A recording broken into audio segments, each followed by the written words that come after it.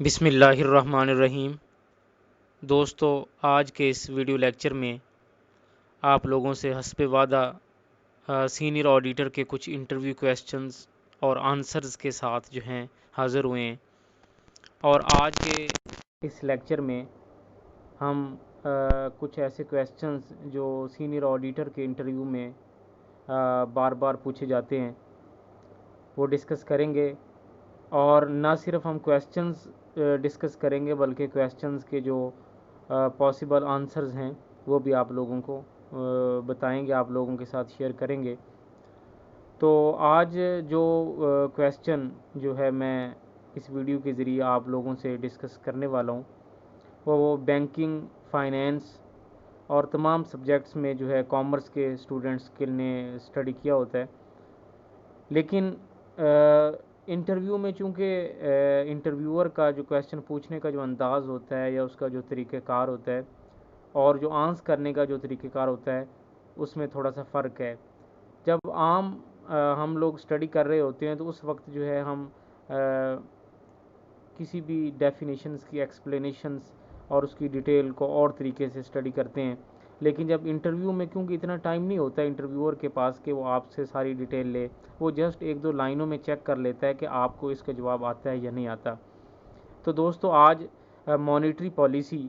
آپ دیکھ ہی رہے ہیں، آپ مانیٹری پالیسی جو ہے وہ آپ ڈسکس کر رہے ہیں۔ تو آج کی ویڈیو میں ہم مانیٹری پالیسی کو ڈیفائن کریں گے، اور اکثر پوچھتے ہیں انٹرویو میں، چاہے پی پی ایس سی ہو، ایف پی ایس سی ہو، مانیٹری پالیسی کیونکہ اہم ایک پالیسی ہوتی ہے اسٹیٹ بینک آف پاکستان کی گورنمنٹ کی، تو اس لیے جو ہے زیادہ تر یہ کویسچن پوچھا جاتا ہے اس کو ڈیفائن کیسے کرنا ہے، واٹ از مانیٹری پالیسی۔ تو مانیٹری پالیسی بیسیکلی ایک ایسی پالیسی ہے جس میں ہم اسٹیٹ بینک آف پاکستان یہ پالیسی بناتا ہے، کسی بھی ملک کا مرکزی بینک، سینٹرل بینک یہ پالیسی بناتا ہے، اور اس پالیسی کا مقصد یہ ہوتا ہے کہ ملک میں ریگولیشن آف منی سپلائی کو ریگولیٹ کیسے کرنا ہے۔ مطلب یہ ہے کہ اگر منی جو ہے وہ مارکیٹ میں زیادہ ہوگی، ایکسیس ہوگی، تو وہ بھی ایک پرابلمیٹک ہے، اور منی کی شارٹیج بھی پرابلمیٹک ہے۔ تو اس کو کیسے بیلنس کرنا ہے، تو اس کے لیے ہر 2 مہینے بعد ملک کا سینٹرل بینک جو اسٹیٹ بینک آف پاکستان ایک پالیسی بنا دیتا ہے، ڈفرینٹ چیزوں کو ریگولیٹ کیا جاتا ہے، ڈفرینٹ پرائسز کو کنٹرول کیا جاتا ہے، different methods, tools, instruments adapt کیے جاتے ہیں اس کو، اور بینکوں کو بھی ریگولرائز کیا جاتا ہے، بینکوں کو ریگولیٹ کیا جاتا ہے، بتایا جاتا ہے کہ کس طرح سے اس پالیسی پہ انفورسمنٹ کرنی ہے، عمل درآمد کرنا ہے۔ بہرحال ایک پالیسی میٹر ہے۔ تو مانیٹری پالیسی کیا ہے؟ A deliberate exercise of monetary powers to induce expansion and contraction in the money supply۔ ایک ڈیفینیشن یہ ہے کہ مانیٹری پالیسی ایک ایکسرسائز ہے، ایک ڈیلیبریٹ ایکسرسائز ہے۔ ڈیلیبریٹ ایکسرسائز کا مطلب یہ ہوتا ہے کہ ایک ایسی پریکٹس ہے مانیٹری پاورز کی۔ مانیٹری پاور سے مراد وہ ادارے، وہ انسٹیٹیوٹ جو مانیٹری پاورز رکھتے ہیں، یعنی پیسے کو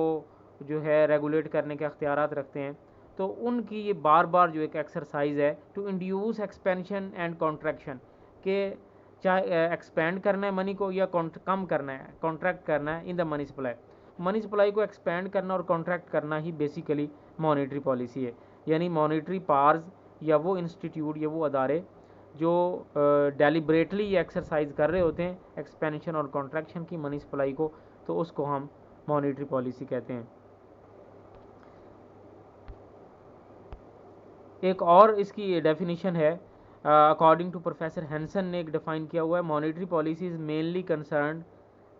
ود ڈیسائیڈنگ، یعنی اس کا تعلق کیا ڈیسائیڈ کرنا ہے، how much money the community shall have, کہ لوگوں کے پاس کتنا پیسہ ہونا چاہیے۔ مانیٹری پالیسی کا پروفیسر ہینسن یہ کہتا ہے کہ یہ فیصلہ کرنا ہے، مانیٹری پالیسی کا مقصد یہ ہے کہ لوگوں کے پاس کتنا پیسہ ہونا چاہیے، how much money the community shall have, لوگوں کے پاس کتنا پیسہ ہونا چاہیے، اور perhaps more correctly deciding whether to increase or decrease the volume of purchasing power, یا زیادہ بہتر طریقے سے ہم یوں کہہ سکتے ہیں کہ لوگوں کی قوت خرید کو کم یا زیادہ کیسے کیا جا سکتا ہے۔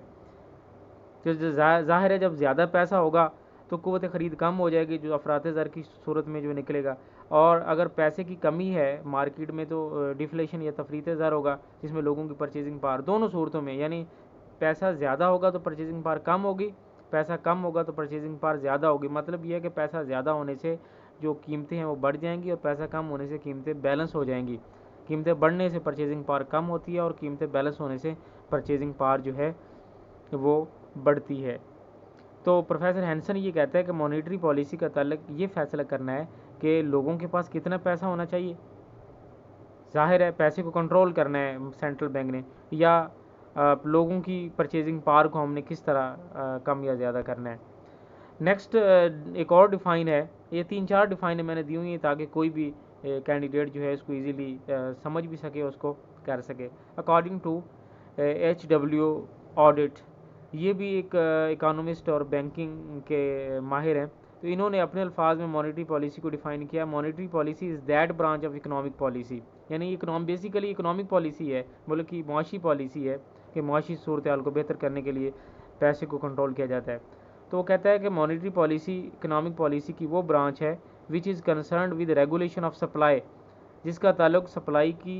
रेगुलेशन के साथ है, पैसे की रेगुलेशन यानी पैसा कितना होना चाहिए, the cost and the direction of the credit, और क्रेडिट की डायरेक्शन, कॉस्ट, सप्लाई, ये 3 चीज़ें उसको रेगुलेट करना इसके ख्याल में जो है मॉनेटरी पॉलिसी है। इसके बाद एक और डेफिनेशन जो सिंपल डेफिनेशन मुझे लगी है वो मैं आप लोगों से शेयर कर रहा हूँ। Monetary policy refers to those मयर्स, मतलब वो इकदामात हैं, वो मयर्स हैं which the central bank of the country takes, जो मुल्क का मरकजी बैंक उठाता है, वो मयर्स इकदाम करता है to control and regulate money and credit supply,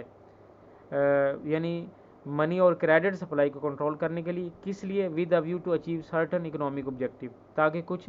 जो है मुआशी मकासद हमें हासिल हो सकें। तो दोस्तों monetary policy basically control inflation और डिफ्लेशन, यानी अफरात ज़र और तफरीत ज़र को कंट्रोल करना है, यानी मुल्क में पैसा एक्सेस ना हो और पैसे की शॉर्टेज ना हो। तो जो सेंट्रल बैंक है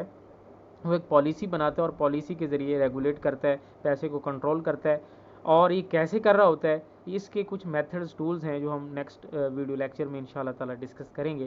तो दोस्तों उम्मीद है आपको आज के इस लेक्चर की समझ, अंडरस्टैंडिंग अच्छी तरह से हो गई होगी, आपने अच्छी तरह से समझ लिया होगा। और हमारे चैनल को भी आप ज़रूर सब्सक्राइब किया करें। Thank you for watching. अल्लाह हाफिज़।